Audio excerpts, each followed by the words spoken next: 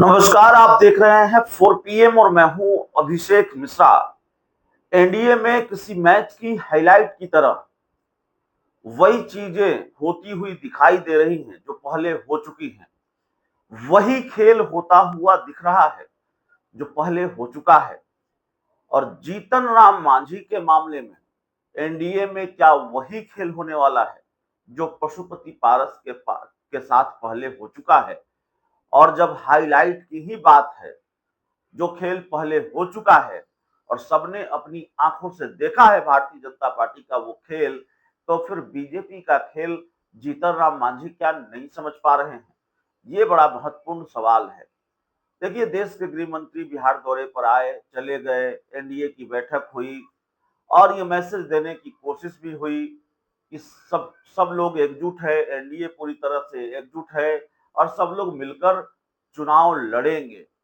सवाल चुनाव लड़ने का नहीं है और सवाल चुनाव में हार जीत से ज्यादा महत्वपूर्ण सबसे पहला जो सवाल है वो है कि ठीक है, हार जीत का तो सवाल है, कौन हारेगा कौन जीतेगा, इंडिया गठबंधन की जीत होगी या एनडीए गठबंधन की जीत होगी, ये तो चुनाव नतीजे बताएंगे।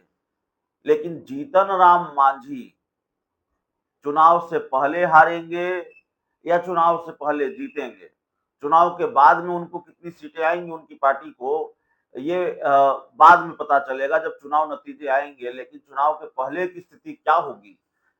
20 सीट जीतन राम मांझी मांग रहे हैं, बल्कि 20 से ज्यादा विधानसभा सीट जीतन राम मांझी मांग रहे हैं। वो कह रहे हैं कि 20 से ज्यादा विधानसभा की सीटें मिलेंगी तब हमारे 20 विधायक जीत कर आएंगे। तो जीतन राम मांझी को 20 विधानसभा की सीटें चाहिए। क्या इस बिहार दौरे में जीतन राम मांझी को ये आश्वासन भारतीय जनता पार्टी ने, अमित शाह ने दे दिया है कि उनको 20 विधानसभा की सीटें मिलने जा रही हैं? और सवाल साख का भी है। अगर आपने 20 मांगा है, 19 मिलती है तब भी कोई बात नहीं, 18 और 15 मिलती है तब भी कोई बात नहीं, आपकी साख बचती है। लेकिन अगर आपने 20 विधानसभा की सीटें मांगी हैं और आपको भारतीय जनता पार्टी 5 सीटों का लॉलीपॉप दे रही है, 5 सीटों से टहला रही है, तो जाहिर तौर पर आपकी साख बच नहीं रही है। बिहार के पूर्व मुख्यमंत्री और केंद्रीय मंत्री जीतन राम मांझी तो सीटों को लेकर इतने बेचैन हुए एक वक्त पर कि उन्होंने कैबिनेट छोड़ने की बात कर दी। उन्होंने कह दिया हम बीजेपी को, एनडीए को अपनी ताकत बताएंगे, अपनी हैसियत बताएंगे।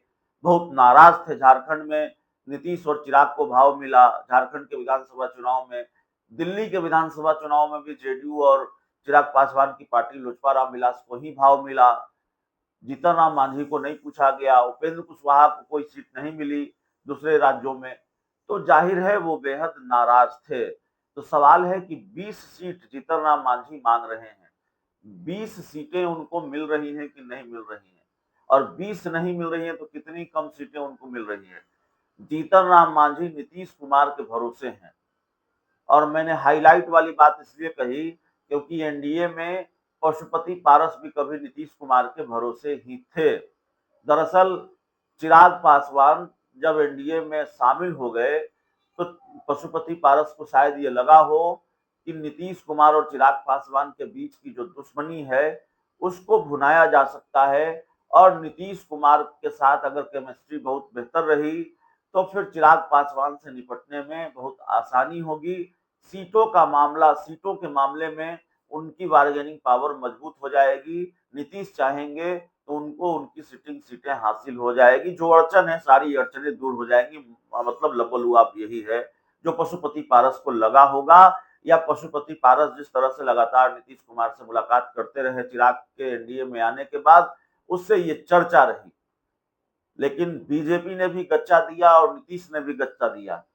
इस मामले में नीतीश कुमार ने कोई हस्तक्षेप नहीं किया पशुपति पारस की डूबती नैया को।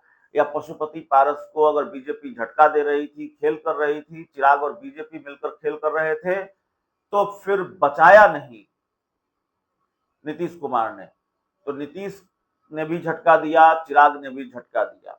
अब एक बार कमोबेश वही खेल ऐसा लगता है दोहराया जा रहा है। जीतन राम मांझी भी नीतीश कुमार के भरोसे ही हैं। नीतीश कुमार की तारीफों के पुल खूब बांटते नजर आते हैं, नीतीश कुमार के लिए बैटिंग करते हुए भी नजर आते हैं। और जब अपने घर पर चूड़ा दही का, माफ कीजिएगा, अपने घर पर लिट्टी पार्टी का आयोजन करते हैं, लिट्टी चोखा भोज करते हैं, तो एक तरफ अपनी तस्वीर, दूसरी तरफ नीतीश कुमार की तस्वीर, इतना महत्व, इतना भाव नीतीश कुमार को देते हैं। और उसके बाद भी क्या नीतीश कुमार उनकी डिमांड पूरी करवाने में बीजेपी से उनकी कोई मदद कर पाएंगे? और नीतीश कुमार की भला क्या दिलचस्पी हो सकती है? नीतीश कुमार तो चाहेंगे कि उनको सबसे ज्यादा सीटें मिल जाए, जितनी ज्यादा सीटें मिल जाए और दूसरे सहयोगी दलों को जितनी कम मिल जाए। नीतीश कुमार को तो ये पता है, जेडीयू को ये पता है कि अगर मांझी को 20 सीट मिलेगी तो इसका मतलब है कि हमारा जो लक्ष्य है, हमारा जो टारगेट है, वही कम हो जाएगा। 20 सीटें अगर जीतन राम मांझी को मिलेगी तो उससे तो जेडीयू और बीजेपी को ज्यादा नुकसान होगा, क्योंकि दोनों ने सपना देख रखा है अपनी सरकार बनाने का, सबसे बड़ी पार्टी बनने का। तो जाहिर है नीतीश कुमार तो इस मामले में जीतन राम मांझी की कोई मदद नहीं करने जा रहे हैं। लेकिन जीतन राम मांझी नीतीश कुमार से उम्मीद जरूर लगाए हुए हैं, ये बात भी कही जा सकती है। जीतन राम मांझी जिस तरह से नीतीश कुमार के लिए बैटिंग कर रहे हैं, नीतीश कुमार की गुड बुक में आने की कोशिश कर रहे हैं। हालांकि एक वक्त पर जीतन राम मांझी नीतीश कुमार से नाराज हो गए थे और नीतीश कुमार ने भी उनको महागठबंधन से, इंडिया गठबंधन से चले जाने के लिए कह दिया था, जब नीतीश कुमार इंडिया गठबंधन का हिस्सा थे। पार्टी के विलय की शर्त रख दी थी जेडीयू ने, नीतीश कुमार ने, कि पार्टी विलय कीजिए या इंडिया गठबंधन से बाहर चले जाइए। तब नीतीश कुमार बहुत नाराज थे, नीतीश कुमार से बहुत नाराज थे जीतन राम मांझी। और इस वक्त पर वो 20 से ज्यादा विधानसभा सीटों की मांग कर रहे हैं। डिमांड तो नीतीश कुमार की ही पूरी होती दिखाई दे रही है। वो भी 2020 के फॉर्मूले पर शायद ही सीटों का बंटवारा हो, नीतीश कुमार को भी पीछे हटना होगा। डिमांड तो चिराग पासवान की पूरी होती दिखाई दे रही है, लेकिन जितनी सीटें वो चाह रहे हैं उतनी सीटें भी उनको नहीं मिलेगी, उससे बहुत कम सीटें मिलेंगी। लेकिन इतना तो तय है कि एनडीए में सबसे ज्यादा भाव बीजेपी चिराग पासवान और नीतीश कुमार को ही देगी। उपेंद्र कुशवाहा और जीतन राम मांझी को चिराग और नीतीश जैसा भाव तो नहीं मिलेगा, इसलिए इनको कम सीटों पर ही संतोष करना पड़ेगा। तो जीतन राम मांझी ने 20 से ज्यादा सीटें मांगी हैं, नीतीश कुमार पर भरोसा है, नीतीश के भरोसे हैं। अब देखिए नीतीश कुमार जीतन राम मांझी के भरोसे पर खड़े उतरते हैं या नीतीश की वजह से जीतन राम मांझी को 20 सीटें मिलती हैं कि नहीं मिलती हैं, उम्मीद बहुत कम नजर आ रही है। बहुत बहुत धन्यवाद।